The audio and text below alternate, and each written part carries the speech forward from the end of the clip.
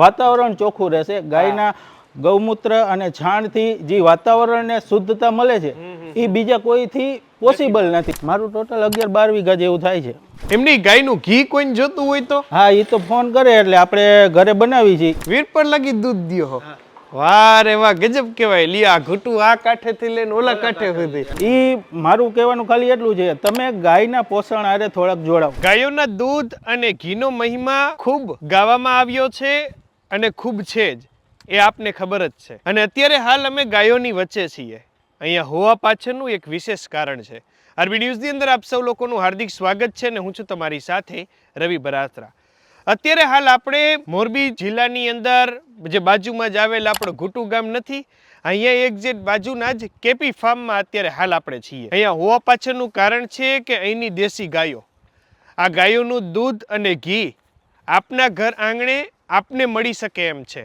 કેવી રીતે છે વ્યવસ્થા કે શું કાંઈ એ વિશે વાતચીત કરવા માટે આ ફાર્મના ઓનર જ આપણી સાથે જોડાયા છે. સૌથી પહેલા સ્વાગત છે તમારું અને તમારું નામ કહેજો. મારું નામ ગૌતમભાઈ રોહિતભાઈ કાસુંદ્રા છે. ગૌતમભાઈ, આપણે આ ફાર્મ હલાવી કેટલો ટાઈમ થયો? મારે 1.5 થી 2.5 વર્ષ જેવું થયું છે. આપણે અંદાજે કેટલીક ગાયું છે? મારે અત્યારે અંદાજે નાના મોટા નંગ થઈને 30 થી 35 જેવા નંગ થાય છે. બધી દેશી ને? બધી દેશી. એમ ને? તે તો આના દૂધ ઘીમાં કાંઈ ન ઘટે કા? રેડી કહેવાય. લે, ગાયનું મેઇન વસ્તુ છે એની જે એનર્જી રહી ને, નેગેટિવ અને પોઝિટિવ. હા, બરાબર. એટલે પોઝિટિવ એનર્જી જે ગાયની રહી ને એ બહુ સરસ હોય છે. એમની આપણે આ ફાર્મ રહ્યું કેટલા વીઘામાં છે? મારું ટોટલ 11-12 વીઘા જેવું થાય છે.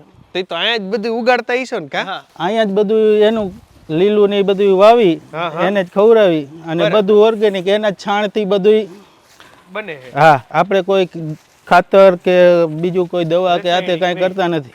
રેડી કહેવાય. તે તો એને પૂરતું પોષણ મળે એમ ને? હા હો. આ સારું. પણ ગાયો છે, ગાયોના છાણમાંથી અહીં તમારે લીલું ઉગી જાય અને ઈ જ લીલું ગાયો ખાય અને ઈ જ ગાયોને પછી આમ ટાઈમે તમે દોવાથી માંડીને બધું કમ્પ્લીટ ખોળ બોળ કે કેટલ કીટ જે કાંઈ પણ બધું મળી જાય ને, એને જોતા જે પોષણ ને જે તે મળતું જોતું હોય ને તે બધું આપણે એ પ્રમાણે અને ગોળથી માંડીને ઘીથી માંડીને જે પ્રમાણે જે વાતાવરણ પ્રમાણે કે જે ઋતુમાં જોઈ ને એ પ્રમાણે એને આપણે દેતા હોય. પણ એમની આનું દૂધનો દોવાનો ટાઈમ ની બધું કેટલા વાગ્યાથી બધું હોય છે? આમાં સવારે 4 વાગ્યાથી 4:30 હોય છે સવારમાં અને બપોર પછી સાંજે 4 થી 4:30. ઓકે. અને આનું દૂધમાં કે રીતે હોય? બધા ઘરે ઘરે તમે પહોંચાડો છો? શું કાંઈ લોકો કેવી રીતે લઈ શકે? હા, બધાના ઘરે અમે પહોંચાડી દઈએ. એમાં સ્ટીલની બોટલમાં ભરીને આપણે સ્ટીલની બોટલ એને પહોંચાડી દઈએ છીએ.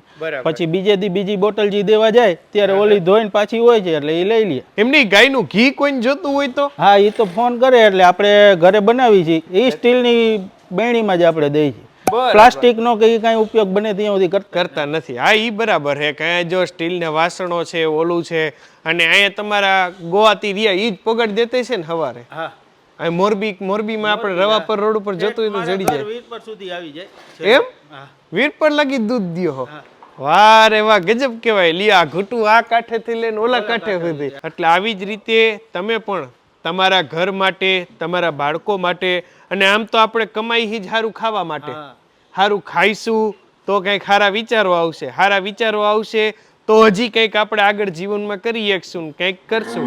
તો બસ એ માટેની ગાયના દૂધ અને ઘીને લઈને જે કંઈ પણ તમારી રિક્વાયરમેન્ટ હોય એને પૂરી કરવા માટે કેપી ફાર્મ અવેલેબલ છે. અમે ડિસ્પ્લે ઉપર એમના નંબર પણ આપેલા છે જેમાં વધુ માહિતી આપ લઈ શકો છો. અને આપની અનુકૂળતાએ તમે ધારો ત્યારે અહીંયા ઘૂટું પાસે આવેલું છે એટલે અહીંયા તમે રૂબરૂ મુલાકાત પણ લઈ શકો. જતા જતા કઈ બીજું વિશેષ તમે કહેવા માંગતા હોય તો? મારે એક જ વસ્તુ કહેવાની છે કે ગાયના પોષણની સાથે આપણે બહુ જૂનાથી જેમ આપણા વર્ષો પહેલા આપણા ગઈઢાવ જોડાયેલા છે. હવે આ નવા યુગમાં આપણે જે એનાથી છેટા પડતા જાય છે ને, એ મારું કહેવાનું ખાલી એટલું છે, તમે ગાયના પોષણ આરે થોડાક જોડાવ. તો બસ આપની અનુકૂળતાએ દૂધ ઘી છાશને લઈને કોઈ પણ પ્રકારની આપની રિક્વાયરમેન્ટ હોય તો ચોક્કસ કોન્ટેક્ટ કરજો કેપી ફાર્મમાં. થેન્ક યુ સો મચ અમારી સાથે જોડાવા માટે. તમે લોકો તમારા Facebook page, YouTube channel, Instagram ઉપર, અને હું હતો તમારી સાથે રવિ બરાત્રા.